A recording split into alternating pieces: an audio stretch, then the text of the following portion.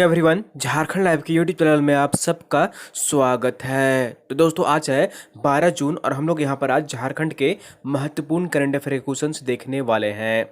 तो अगर आप झारखंड लाइव चैनल में अगर नए हैं तो सबसे पहले चैनल को जरूर सब्सक्राइब कर लीजिए दोस्तों, और साथ ही जो बेल आइकन बना हुआ है उसको प्रेस कर लीजिए ताकि आगे का जो भी अपडेट्स अगर वीडियो आएगी नोटिफिकेशन सबसे पहले आपको यहाँ पर मिल जाया करेगी। तो दोस्तों, चैनल को जरूर सब्सक्राइब कर लीजिए और डेली मॉर्निंग में यहाँ पर 6 बजे करंट अफेयर्स की वीडियो आती है तो आप इसे देखा करें, और साथ ही साथ आप हमारे टेलीग्राम ग्रुप में भी ज्वाइन कर लीजिए। वीडियो के नीचे आपको डिस्क्रिप्शन में लिंक मिल जाएगी, आप वहाँ पर क्लिक कर हमारा टेलीग्राम ग्रुप ज्वाइन कर सकते हैं। डेली शाम के 7 बजे वहाँ पर पीडीएफ जो है वो प्रोवाइड कर दी जाती है, तो आप पीडीएफ टेलीग्राम ग्रुप से प्राप्त कर सकते हैं। तो चलिए हम लोग यहाँ पर आज के 12 जून के झारखंड के महत्वपूर्ण करंट अफेयर क्वेश्चंस यहाँ पर देखते हैं। और आज का यहाँ पर पहला प्रश्न है, झारखंड सरकार के कृषि मंत्रालय की ओर से कितने कीटनाशक उत्पाद पर प्रतिबंध लगाई जाएगी? तो राज्य में झारखंड सरकार द्वारा कृषि मंत्रालय की ओर से कितने कीटनाशक उत्पाद पर प्रतिबंध लगाई जाएगी?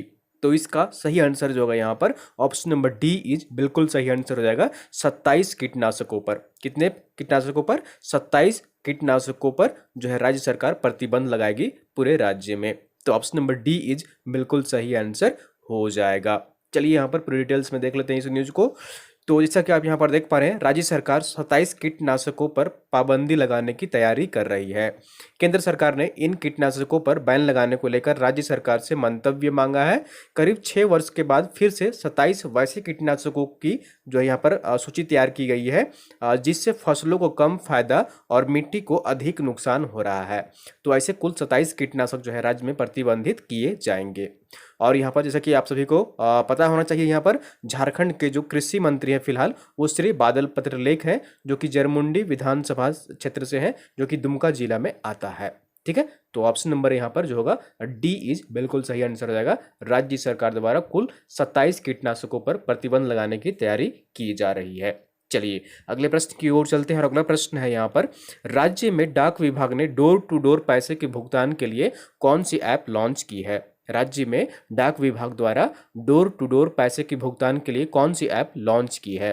तो इसका सही आंसर जो होगा यहाँ पर ऑप्शन नंबर बी इज बिल्कुल सही आंसर हो जाएगा। Post info app. कौन सी ऐप है? इस ऐप का नाम है पोस्ट इन्फो। तो ऑप्शन नंबर बी इज बिल्कुल सही आंसर हो जाएगा। राज्य में डाक विभाग द्वारा डोर टू डोर पैसे के भुगतान के लिए पोस्ट इन्फो लैंप ऐप जो है यहाँ पर लॉन्च की है। ऑप्शन नंबर बी इज बिल्कुल सही आंसर हो जाएगा।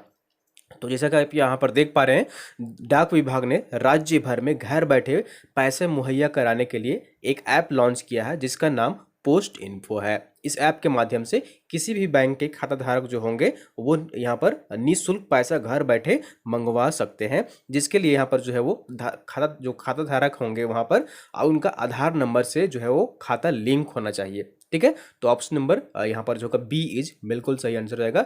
इस ऐप का नाम है पोस्ट इन्फो ऐप, जो कि डाक विभाग द्वारा लॉन्च किया गया है। चलिए अगले प्रश्न की ओर चलते हैं, और अगला प्रश्न है यहाँ पर, कैंपा योजना के तहत प्रस्तावित राज्य के वन क्षेत्र में कुल कितने नए चेक डैम बनाए जाएंगे? ठीक है, तालाब एक तरह का यहाँ पर है, तालाब का एक बड़ा रूप है ये नया चेक डैम। ठीक है, इसे चेक डैम कहते हैं। तो कैंपा योजना के तहत प्रस्तावित राज्य के वन क्षेत्र में कुल कितने नए चेक डैम बनाए जाएंगे? तो इसका सही आंसर जो होगा यहाँ पर ऑप्शन नंबर सी इज बिल्कुल सही आंसर रहेगा। 390 चेक डैम बनाए जाएंगे। कितने? कुल 390 चेक डैम बनाए जाएंगे। तो ऑप्शन नंबर सी इज बिल्कुल सही आंसर रहेगा। कैंपा योजना के तहत प्रस्तावित राज्य के वन क्षेत्र में कुल 390 चेक डैम बनाए जाएंगे। तो जैसा कि आप यहाँ पर देख पा रहे हैं, राज्य सरकार ने 390 चेक डैम निर्माण के प्रस्ताव को मंजूरी दे दी है। तो ऑप्शन नंबर डी इज बिल्कुल सही आंसर हो जाएगा। जैसा कि आप सभी को पता है कि यहाँ पर जो फिलहाल कोरोना संक्रमण चल रहा है, तो यहाँ पर जो राज्य से जो बाहर जो प्रवासी मजदूर आए हैं यहाँ पर अपने राज्य में, तो उन्हें रोजगार देने का भी जो है यहाँ पर अवसर जो है राज्य सरकार को प्रदान होगा। यहाँ पर उनकी मदद से यहाँ पर जो है वो इन सभी कामों में मनरेगा के तहत जो यहाँ पर कार्य किए जाएंगे। चलिए अगले प्रश्न की ओर चलते हैं, और अगला प्रश्न है यहाँ पर, झारखंड सरकार द्वारा वन रोपण के क्षेत्र में बेहतर कार्य के लिए किस समिति को प्रथम पुरस्कार मिला है? ठीक है, झारखंड सरकार द्वारा वन रोपण के क्षेत्र में बेहतर कार्य के लिए किस समिति को प्रथम पुरस्कार मिला है? तो इसका सही आंसर जो होगा यहाँ पर ऑप्शन नंबर ए इज बिल्कुल सही आंसर रहेगा। कुजू वन समिति। किन्हें? कुजू वन समिति को वन रोपण के क्षेत्र में बेहतर कार्य के लिए प्रथम पुरस्कार दिया गया है। तो ऑप्शन नंबर ए इज बिल्कुल सही आंसर हो जाएगा। इस समिति का नाम है कुजू वन समिति। चलिए यहाँ पर पूरी डिटेल्स में देख लेते हैं इस न्यूज को। तो जैसा कि आप यहाँ पर देख पा रहे हैं, वन रोपण क्षेत्र में बेहतर कार्य करने के लिए कुजू वन समिति को प्रथम पुरस्कार मिला है।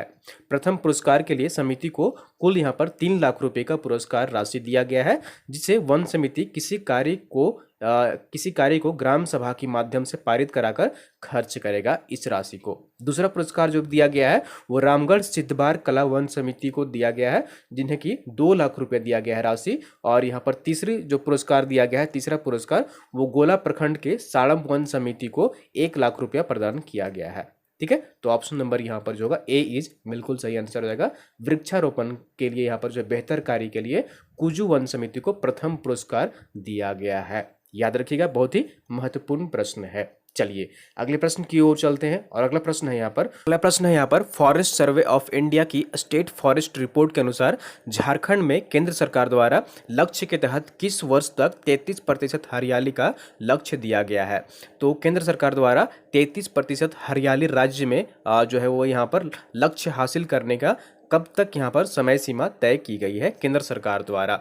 तो इसका सही आंसर जो होगा यहाँ पर ऑप्शन नंबर बी इज बिल्कुल सही आंसर रहेगा, वर्ष 2022 तक। कब तक? वर्ष 2022 तक जो है। तो यहाँ पर केंद्र सरकार द्वारा झारखंड राज्य सरकार को 2022 तक 33% हरियाली लक्ष्य हासिल करने का यहाँ पर जो है वो लक्ष्य दिया गया है, वर्ष 2022 तक। तो ऑप्शन नंबर बी इज बिल्कुल सही आंसर होगा। तो आप सभी को जैसा कि पता होगा कि जितने भी स्टेट के लैंड होते हैं, ठीक है, जितना अगर स्टेट का लैंड है उसका यहाँ पर एक संतुलित वातावरण के लिए कम से कम मिनिमम जो है वो कम से कम 33% जो इसका क्षेत्रफल होता है उस पर वन होनी चाहिए, हरियाली होनी चाहिए, तभी संतुलित वातावरण रहेगा।